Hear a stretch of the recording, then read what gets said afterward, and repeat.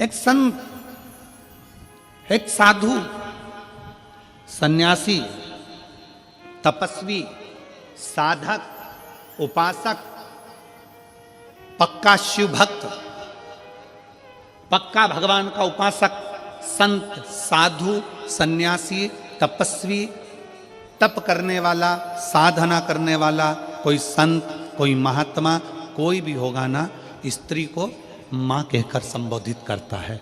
क्योंकि उसके सामने भले युवान स्त्री भी खड़ी होती है ना, तो वो साधु हमेशा उसको मां ही कहता है। कोई बेटी खड़ी है ना, तो उसको बेटी कहकर पुकारता है, पर उसके नाम से कभी संत साधु किसी स्त्री को नाम से नहीं पुकारता, उसको मां संबोधन देगा। भगवान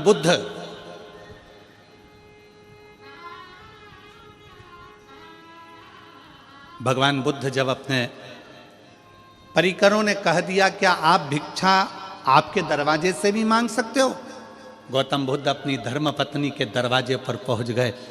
दरवाजा पर जाकर अलख लगाई गौतम बुद्ध ने जब अलख लगाई, कहा मां भिक्षाम देहि, भिक्षाम देहि। गौतम बुद्ध जी की धर्म पत्नी निकलकर बाहर आ गई, अपने पति को देखती है और कहती है तुम मुझे मां कह रहे हो, तुम मुझे मां, आप मुझे मां का संबोधन दे रहे हो। गौतम बुद्ध ने कहा संसार की जितनी नारियां हैं, संसार की जितनी स्त्रियां हैं, एक साधु के लिए, एक तपस्वी के लिए मां के तुल्य है।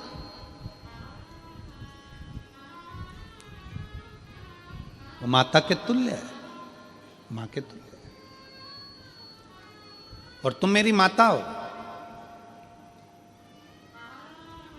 भारत की प्रत्येक बेटी, भारत की प्रत्येक स्त्री, भारत की प्रत्येक नारी अपने बेटे को भोजन कराए, चाहे अपने पति को भोजन कराए, चाहे अपने ससुर को भोजन कराए, चाहे अपने जेठ को भोजन कराए, चाहे अपने देवर को भोजन कराए, चाहे अपने नंदोई को भोजन कराए, चाहे अपने मामा को भोजन कराए, चाहे अपने फूफा को भोजन कराए।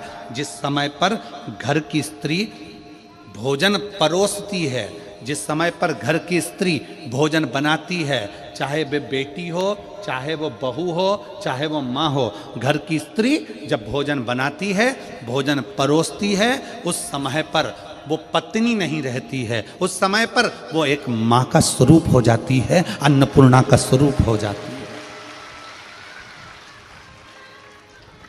इसका प्रमाण है हमारा काशी, इसका प्रमाण है हमारी काशी की भूमि, जहां पर भगवान शंकर को पूरे विश्व का भरण पोषण करना है, पूरे विश्व का पेट भरना है, तो वह अपनी धर्म पत्नी पार्वती से भिक्षा मांग कर कहते हैं मां अन्नपूर्णा, हे मां अन्नपूर्णा अन्न दीजिए। पार्वती जी आश्चर्य में पड़ गई, तुम मुझे मां कह रहे हो? शिव, मैं आपकी अर्धांगिनी हूं, आप आज्ञा करो ना। शंकर कहते हैं मां अन्नपूर्णा भिक्षा दीजिए। अन्नपूर्णे सदा पूर्णे शंकर प्राण वल्लभे, हे मां कृपा करिए, आप हमको भिक्षा दीजिए। पार्वती जी कहती हैं मैं तुम्हारी अर्धांगिनी हूं, मैं तुम्हारी पत्नी हूं, और तुम मुझे मां कहकर संबोधित कर रहे हो। मां,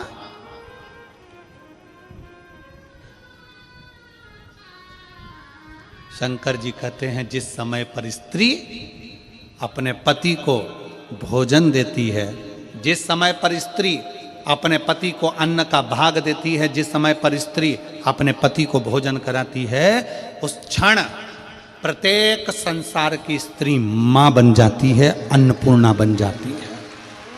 अन्नपूर्णा हो।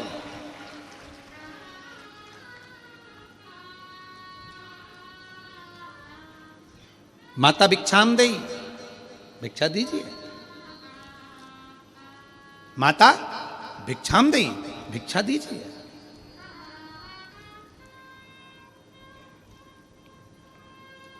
संसार में जितने संत हैं, जितने साधु हैं, जितने सन्यासी, जितने तपस्वी, जितने साधक, जितने उपासक, कभी नाम लेकर नहीं बोलेंगे दीदी कर कर बोलेंगे, जीजी कर कर बोलेंगे, बेटी कर कर बोलेंगे, माँ कर कर बोलेंगे। माता का संबोधन दे देंगे, अम्मा, माँ का संबोधन, आई संबोधन कर कर बोलेंगे। संत की श्रेष्ठता इसी में। संत की श्रेष्ठता सबसे ज्यादा इसी में है कि वो संबोधन जब दे तो एक नारी को माता का संबोधन दे। कितना सुंदर कहा है। एक बेटा अपनी मां के साथ रोज प्रवचन में जाता था और प्रवचन में मां संत से कहती थी, बाबा मुझे आपको अकेले में मिलना है। संत अकेले में नहीं मिलता।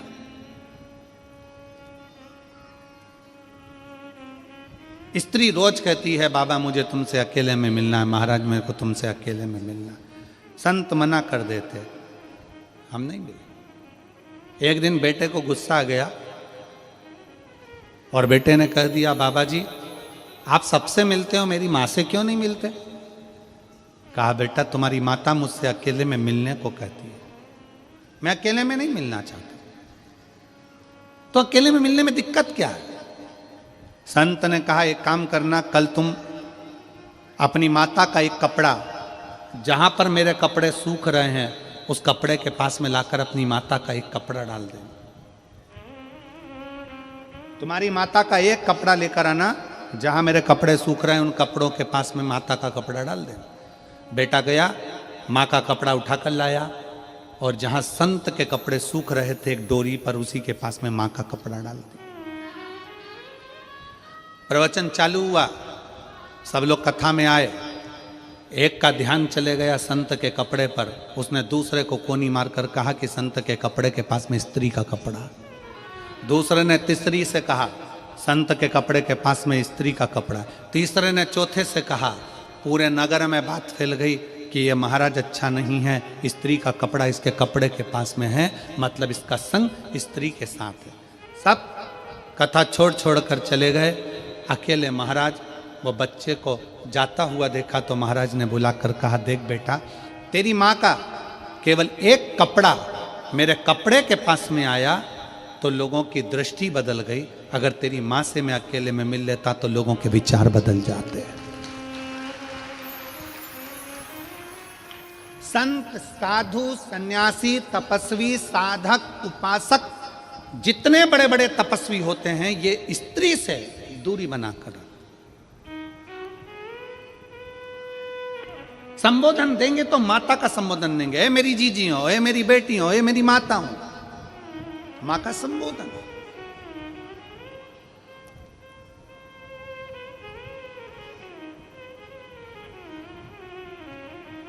संबोधन दिया जाता है तो मातृत्व भाव। और देख लिया संसार हमने देख लिया, सब मतलब के यार हमने देख लिया।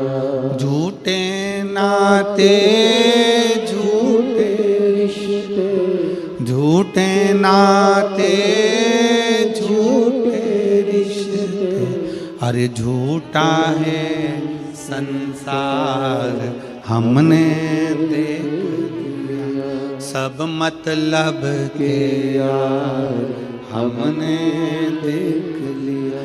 एक संत की सबसे बड़ा प्रबलता एक संत की होती है कि वो स्त्री को मां कहकर संबोधित करता है, मातृत्व भाव में देखता।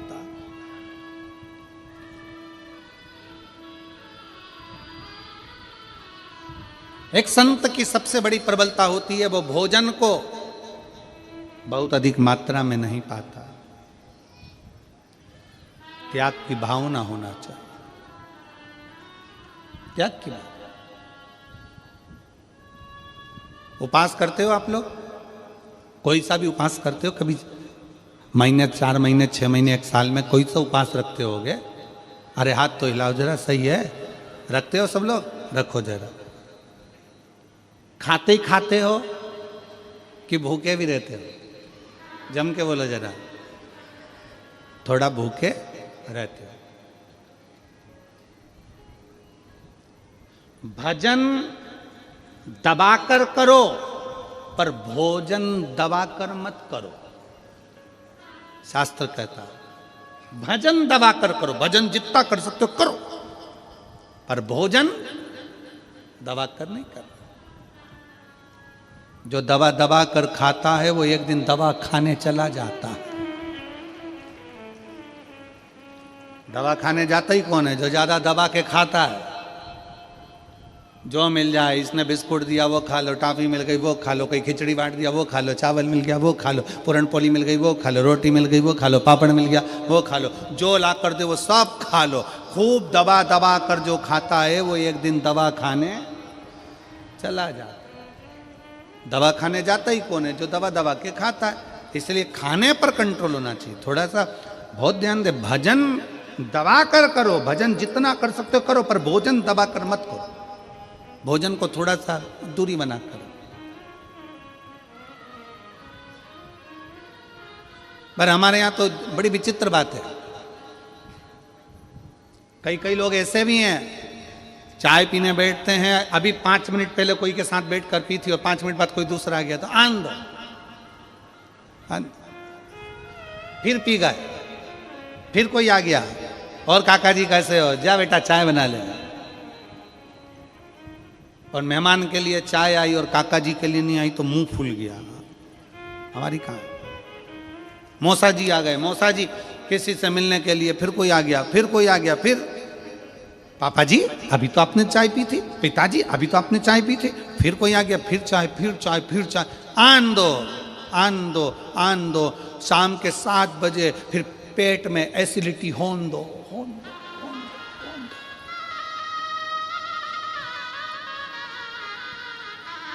अब पिताजी शाम को यहां से वहां, वहां से वहां, ना जाने। बहू पूछ रही है पापा क्या हुआ? क्या पता, समझ में नहीं आ रहा है, थोड़ा एसिडिटी हो रहा है, समझ में नहीं।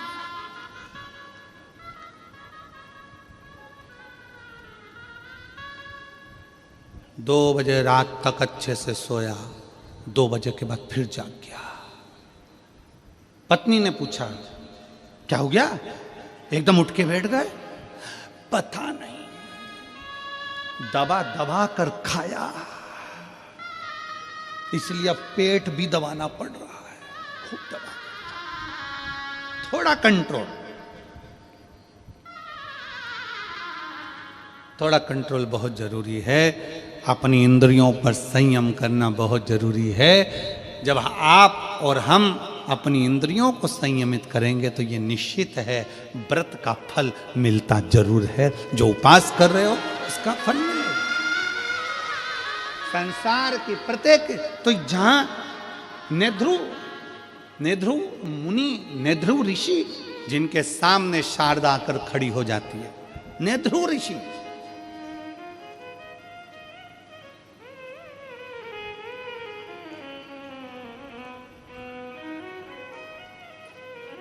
नेध्रु ऋषि के सामने शारदा आकर खड़ी हो गई और शारदा ने कहा बाबा जी, गुरुवर, मैं बहुत दुखी हूँ, मेरे जीवन में ये संकट आ गया, मैं विधव्य हो गई, पति चले गया, बच्चे हैं, अब मैं करूँ तो करूँ क्या? क्या करूँ? मैं भूखी हूँ, मेरा परिवार, मेरे बच्चे भूखे हैं, उनको अन्न का भाग नहीं मिल पा रहा है, मैं क्या कर सकूँ? भोजन के लिए मैं सब दूर गई। तब नेध्रु ऋषि ने एक ही बात कही, तुमने कभी शंकर की आराधना करी है? तुमने कभी शिव की आराधना करी है? नेध्रु ऋषि ने पूछा, कभी तुमने शंकर की आराधना करी है? तुरंत शारदा ने कहा, मैंने आज तक ना तो मैं शिव के मंदिर गई हूं, ना शिवालय गई हूं, ना शंकर की आराधना करी, ना नमः शिवाय बोला, ना ओम नमः शिवाय बोला, ना श्री शिवाय नमस्तुभ्यम बोला। मैंने आज तक शिव की आराधना नहीं की, आज तक नहीं करी।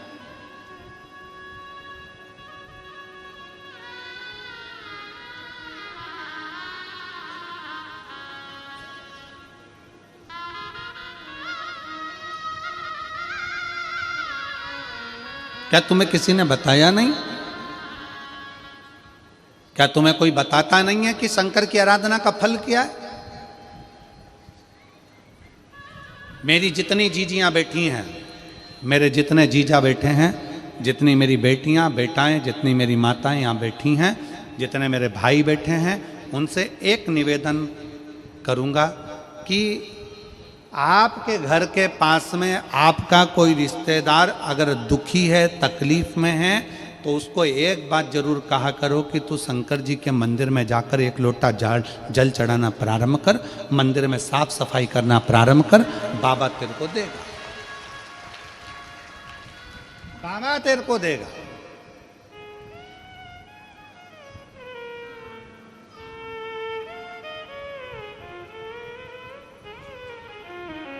जाओ, घर के लोगों से कहो कि मंदिर जाएं।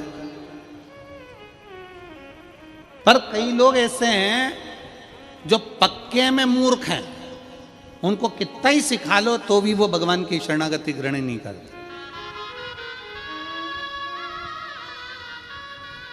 और इनको अगर कोई फालतू का व्यक्ति मिल जाए और फालतू की बात कर देना तो ये बड़े सुखी होते हैं। फालतू की बात, अच्छी बात इनको नहीं सुहाती।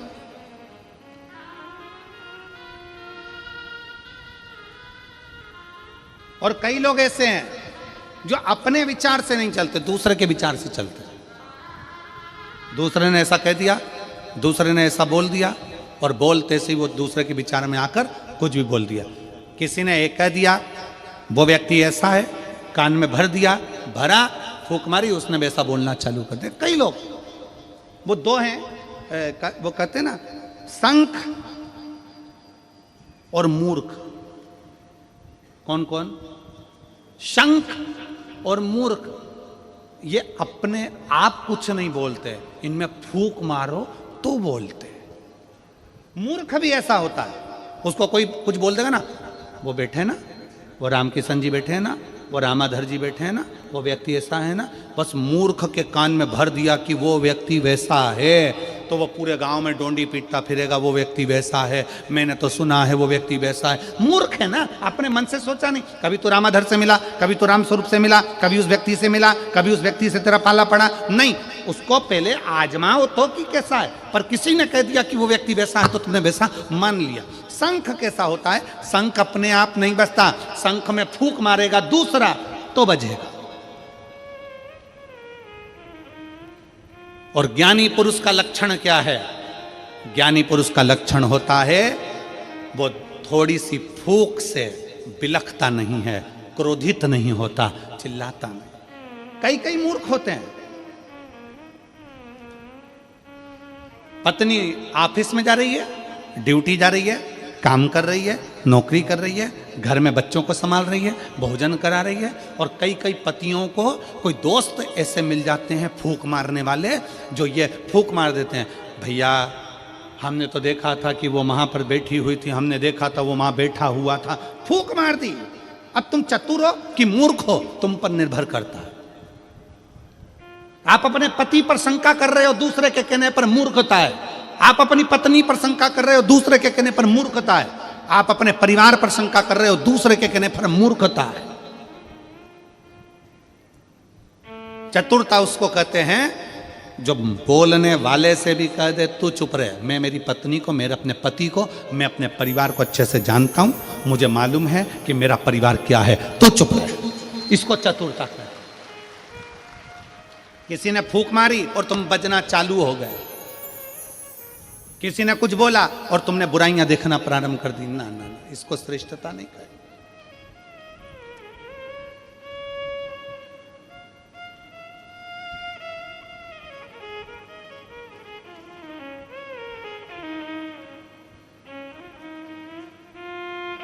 इसको श्रेष्ठता नहीं कही। पहले के जमाने में आज के जमाने में बहुत अंतर है।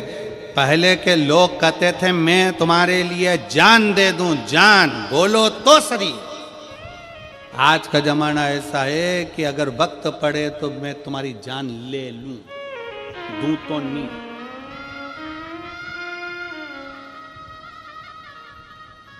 एक लड़की लड़के से कह रही थी एक बार अपनी शादी हो जाए मैं पूरे घर को स्वर्ग बना दूंगी, तुम चिंता बिल्कुल मत करो। गार्डन में बैठ के बोल रही थी, आवाज कानों में गई तो पलट के देखा कि ये घर को स्वर्ग बनाएगी और घर में रहने वालों को स्वर्गवासी।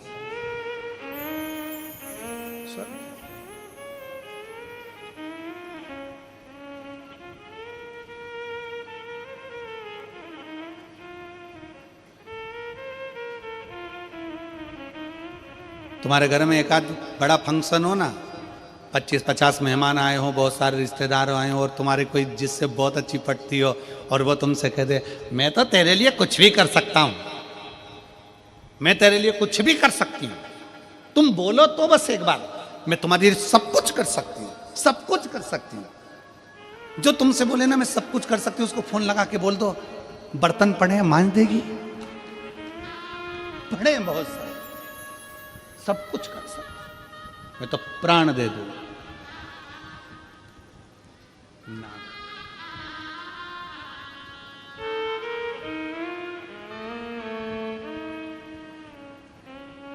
और मेरे गिरधर शिव तत्व में, भगवान की भक्ति में, एक आनंदता में, मीराबाई कहती है भगवान कृष्ण से कि है मेरे गिरधर, है मेरे गोपाला, है मेरे कृष्ण, मैं तेरे लिए अपना सर्वस्व वार देती हूं। भगवान कृष्ण ने परीक्षा ले ली मीराबाई की, जहर का प्याला भेज दिया। जहर का प्याला भेजा तो भगवान को लगा सही में सर्वस्व वार सकती है, तब भगवान कृष्ण उसकी साक्षी में प्रकट हो जाते हैं। थोड़ा परीक्षा मेरा भगवान लेता है, मेरा कृष्ण लेता है, मेरा राम लेता है, मेरा शिव लेता है, उस परीक्षा को लेता है, थोड़ा समय लगता है। क्या तुम्हें किसी ने बताया नहीं कि शंकर की आराधना करने का फल क्या होता है? नेध्रु ऋषि शारदा से कहते हैं क्या तुम्हें कोई बोला नहीं? शारदा ने कहा मेरे परिवार वालों ने कहा था कि जब दुख की घड़ी आए तो शिव को याद करना, शंकर को याद करना। शिव, तो क्या तुमने शिव को याद नहीं किया? क्या तुमने शंकर को याद नहीं किया? किया। मैं थोड़े दिन भगवान के मंदिर गई, थोड़े दिन मैंने भगवान का भजन किया, थोड़े दिन मैं भगवान के मंदिर गई, फिर मैंने मंदिर जाना छोड़ दिया। क्यों? भगवान ने मेरा सुना ही नहीं। नेध्रु ऋषि ने एक बात कही, जितने शिव भक्त यहाँ कथा सुन रहे हैं, जितने शिव भक्त यहाँ पर बैठे हुए हैं और जितने शिव भक्त आस्था चैनल पर कथा सुन रहे हैं, फेसबुक यूट्यूब पर कथा सुन रहे हैं, बड़े ध्यान से सुनना। नेध्रु ऋषि ने पूछा तुम्हें तुम्हारे रिश्तेदारों ने कहा था कि शंकर के मंदिर जाओ तो तुम गई थी? हाँ गई थी। कितने दिन?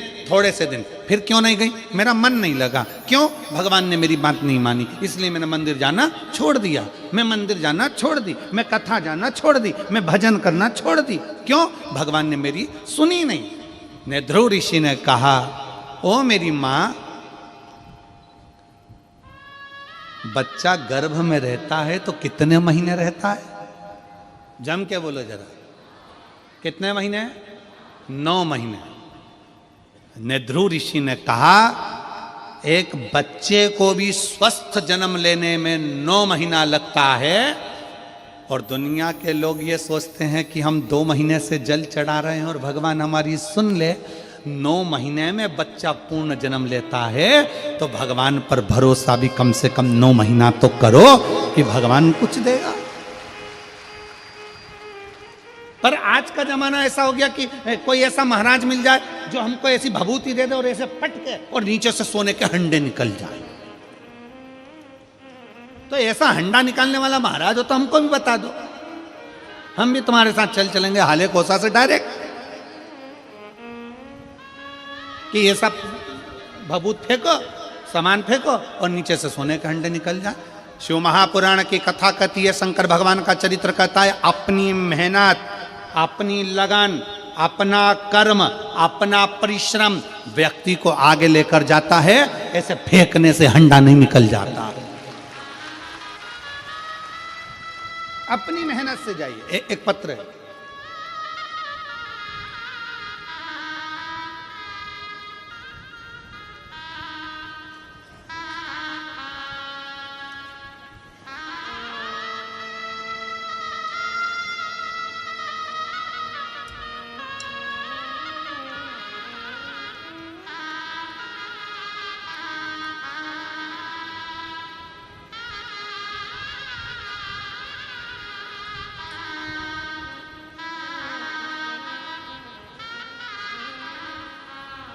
मेरा नाम युगेश्वरी साहू है। मेरे पति का नाम कैलाश साहू है। मैं ग्राम मारगांव, डोंगर गांव, जिला राजनांदगांव, छत्तीसगढ़ की रहने वासी हूँ। कहीं बैठी हो तो हाथ हिला सकती हूँ। आ जाइए, एक बेलपत्र ले जाना, आ जाइए। मेरी शादी 2003 में हुई। तब मैं अपने गांव शिव मंदिर जाती थी। मंदिर सुना पड़ा रहता था गुरुदेव। आज मैं आपको धन्यवाद देती हूं कि सारे सुने मंदिरों में आज भीड़ लगी है। ये शिव की कृपा है, शंकर की उदारता। गुरुदेव, 2018 में मेरे शरीर में गांठ हो गई। तब मैंने सुना था कि पंडाल में बैठकर कथा का रसतत्व ग्रहण किया जाए तो बाबा सब हल निकालता। हमने पहली कथा हाले कोसा की पुराण कथा पंडाल में सुनी और 2018 से जो गठान थी वो गल नहीं रही थी। डॉक्टर ऑपरेशन का बोल रहे थे। बाबा की कृपा से शिव पर जल चढ़ाकर जल पीना प्रारंभ करा। आज मैं बाबा को धन्यवाद देने के लिए इस हाले कोसा की भूमि पर आई हूँ, क्योंकि इसी भूमि पर मैं पहली बार कथा सुनकर गई थी। बाबा की कृपा से मेरी गठान पूरी गल चुकी है। मैं बाबा को यहाँ धन्यवाद देने के लिए आई। शिव तत्व है। एक पत्र और है।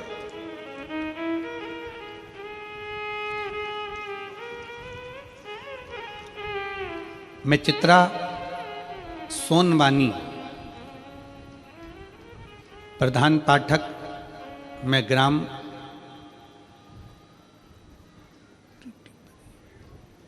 जरा पढ़ के सुनाओ रे। और ईड बरी, उरईडी बरी, उरईड बरी। अरे तुम समझ गए ना, जाना बहुत। पोस्ट नावा गांव, डोंगरगढ़, जिला राजनांदगांव, छत्तीसगढ़ की निवासी हूँ। कहीं बैठी हैं आप? ही हैं। श्री शिवाय नमः। आ जाओ, एक बेलपत्र ले जाना, आ जाओ। गुरुजी, पहली बार जब कथा सुनी थी, एक साइकिल लेने की भी औकात नहीं थी। गुरुदेव, एक साइकिल लेने की भी औकात नहीं थी। हम एक साइकिल ले पाए ये भी नहीं जान सकते थे। पर आज एक साइकिल लेने की औकात नहीं थी। आज भोले बाबा की कृपा ऐसी है। इसी हाले कोसा में पहली बार कथा सुनी थी और इसी हाले कोसा में कह रही हूँ, शंकर भगवान ने 4 व्हीलर गाड़ी घर पर खड़ी कर दी। ये शिव उपासना, ये शंकर की उपासना।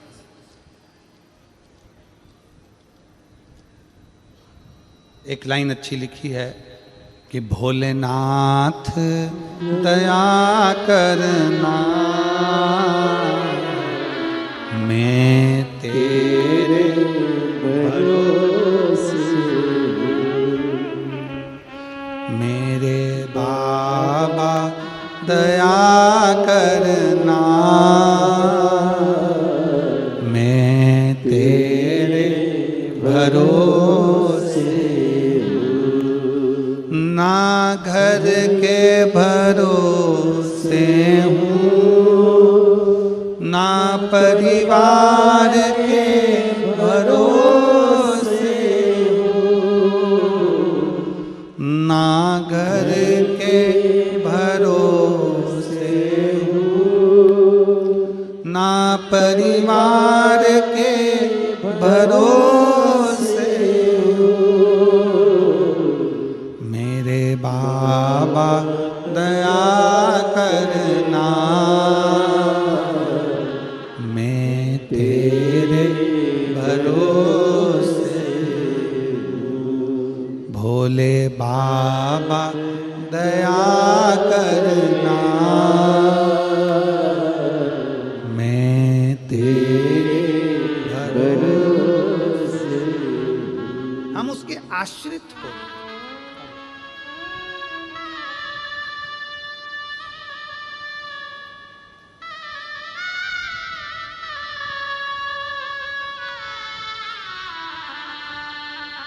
चित्रा शिव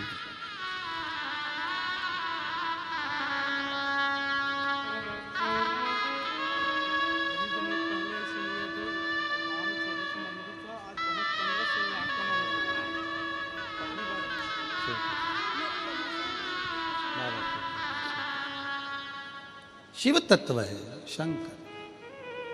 सोनवानी जी कह रहे हैं हम यहाँ पहली बार हाले कोसा जब आए थे, दिनेश साहू जी कथा कराए थे।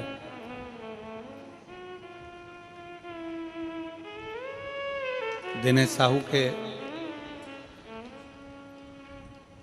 पूरे परिवार को हम बहुत बहुत साधुवाद देते हैं। साहू जी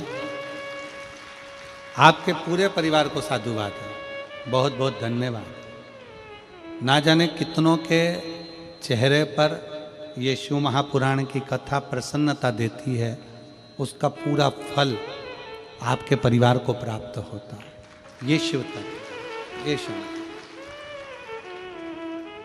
ओ घड़ी शंकर। वो कह रहे हैं हमने पहली बार कथा इसी हाले कोसा में सुनी थी और बाबा से प्रार्थना करी थी। हमने ये जानकर सुना था कि लोग कहते हैं कि पंडाल में बैठकर कथा सुनने का फल मिलता है।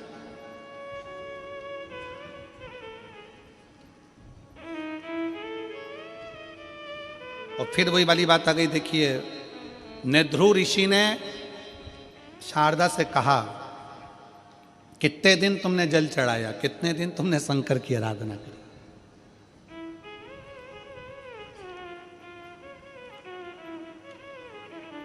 कितने दिन?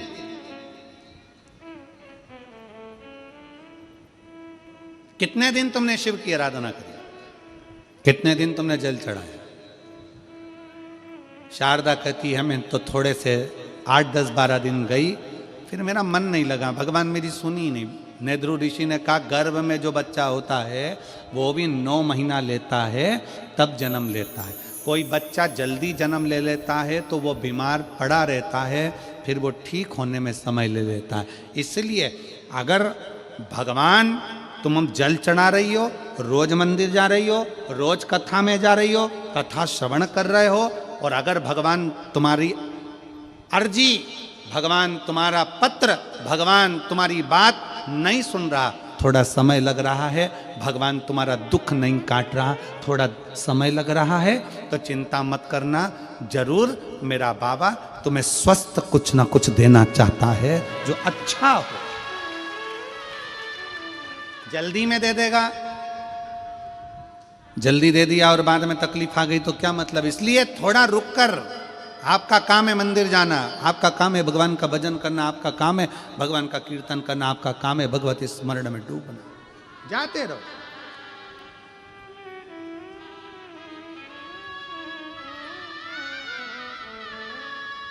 हमें क्या चिंता करना। जब शंकर का हाथ मस्तक पर है, शिव का हाथ जब अपने मस्तक पर है, तो चिंता किस बात की।